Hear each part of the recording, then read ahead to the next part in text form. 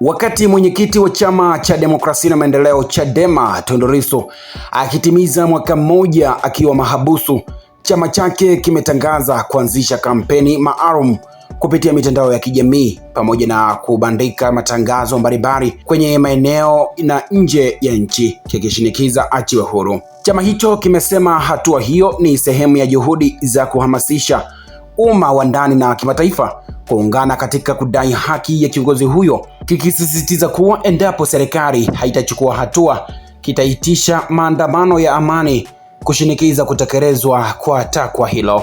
Msimamo huo wa Chadema umeungwa mkono na katibu mkuu wa chama cha ODM cha Kenya Edwin Sifuna, aliyesema kuwa chama chake kitaungana nao kwa kutumia majukwaa ya mitandao ya kijamii kushinikiza kuachiwa kwa Lissu. Kauli hizo zimetolewa leo Aprili 9, 2026 kupitia mjadala wa mtandaoni ulioandaliwa na Chadema, ukiwa ni sehemu ya kumbukumbu ya mwaka mmoja tangu kutiwa mbaroni kwa kiongozi huyo.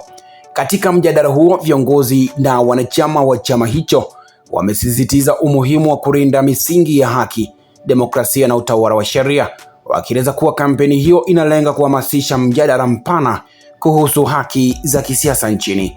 Lissu alikamatwa Aprili 9 mwaka 2026 katika mji wa Mbinga mkoani Ruvuma alipokuwa akihamasisha kampeni ya chama chake yenye kauli mbiu ya No Reform No Election. Akifungua mjadala wa mtandaoni wa kampeni hiyo leo Aprili 9 mwaka 2026, makamu mwenyekiti wa chama cha demokrasia na maendeleo Chadema John Heche ametangaza kuanza kwa kampeni hiyo, akisema ni hatua ya kuonesha msisitizo wa chama katika kudai kuachiwa uhuru kwa Lissu bila masharti yoyote. Na nukuu maneno ya kwake John Heche: "Hatutoendelea kukaa kimya na kulia, tutaitisha maandamano makubwa nchi nzima ili utawala usikie na kumwachia Lissu. Hatutokaa kimya tena kuwataka wao kwa uhuru. Wao waone ni lini kwa furaha yao watamwachia Lissu." Anamaliza hivyo kwa kuzungumza John Heche. Heche amesema kampeni hiyo kupitia mitandao ya kijamii itakuwa kubwa na yenye lengo la kuongeza uelewa kwa Watanzania kuhusu swala hilo. Ameongeza kuwa viongozi wa chama hicho watakutana na baadaye kutoa tamko rasmi litakalobainisha hatua na muda wa kuanza kwa harakati za kushinikiza kuachiwa huru kwa Lissu. Akazungumza tena John Heche: "Kwa niaba ya chama chetu, hatutopiga magoti na hatutokubali kulamba viatu vya wadhalimu. Tunataka haki itendeke na ionekane inatendeka." Anazungumza hivyo John Heche. Kwa upande wake, katibu mkuu wa chama cha ODM cha Kenya Edwin Sifuna amesema muungano wa vyama vya siasa 30 ambao Lissu ni miongoni mwa viongozi wake umekuwa ukitoa matamko mbalimbali ukiitaka serikali ya Tanzania kumwachia huru kiongozi huyo au kuharakisha mchakato wa kesi yake. Sifuna amesisitiza kuwa ni wajibu wa kila mdau anayejali misingi ya demokrasia kuonesha wasiwasi pale kunapojitokeza dalili za kudorora kwake, akifananisha hali ya ukandamizaji wa demokrasia na namna ugonjwa wa Uviko 19 ulivyokuwa ukisambaa kwa kasi duniani.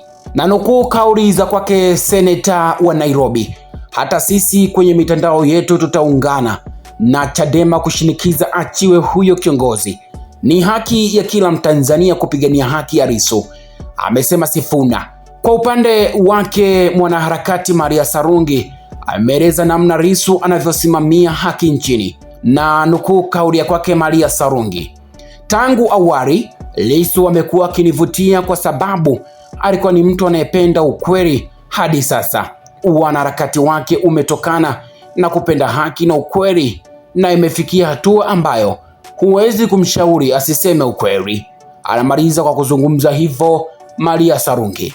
Mwanasheria mkuu wa Chadema Dr. Lugemereza Nshara amekumbusha kuwa wakati Lissu akikamatwa na kuwekwa Rupango, chama chake kilikuwa huru, lakini sasa nacho kimefungiwa kwa namna zote. Pamoja na hayo, amesema Chadema kimeendelea kuimarika na kuwa chama kikuu cha upinzani kwa kuendelea kuvutia watu zaidi, na ndicho chama imara kilichopo. Amesema Lissu amekaa mwaka mzima gerezani na gharama watakayolipa wao ni kutokubali kununuliwa. Naibu katibu mkuu wa Chadema Amani Gorugwa amemtaja Lissu kama ishara ya uthabiti, ujasiri na kujitolea kwa mapambano ya demokrasia. Na nukuu kauli ya kwake naibu katibu mkuu wa Chadema: kukamatwa kwake hakukuwa mwisho wa sauti yake, bali ulikuwa mwamko wa mwanzo wa kudai haki, uhuru na utu kwa kila Mtanzania, hasa sauti yake kubwa juu ya nchi hii ya kuhitaji mabadiliko ya mifumo ya uchaguzi ili kuwepo kwa uchaguzi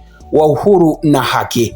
Anamaliza hivyo kwa kuzungumza naibu katibu mkuu wa Chadema. Pia mbunge wa bunge la Ulaya na mwenyekiti wa kamati ya mambo ya nje David, kupitia taarifa ya pamoja aliyoitoa na wabunge wenzake, wameeleza kusikitishwa na kinachoendelea dhidi ya Lissu nchini, wakitaka kuachiwa huru kwa kiongozi huyo. Na nukuu kauli ya kwake: mwaka mmoja uliopita Lissu alifungwa, tangu wakati huo ameendelea kuwekwa katika kifungo cha upweke bila fursa ya dhamana. Tunatoa wito wa kuachiliwa huru mara moja na bila masharti kwa Tundu Lissu, pamoja na kuondolewa kwa marufuku ya kisiasa dhidi ya Chadema. Anazungumza hivyo mbunge wa bunge la Ulaya na mwenyekiti wa kamati ya mambo ya nje. Mtazamaji wa Baharia TV, una maoni gani kuhusiana na taarifa hii? Cha msingi na cha sekondari, bonyeza neno subscribe kisha alama ya kengele ili uendelee kuwa mwanafamilia wetu. Hii ni Baharia TV, nami ni Friday Mongomare. Asante kwa kuifuatilia Baharia TV. Usisahau kulike, kusubscribe, kucomment na kushare.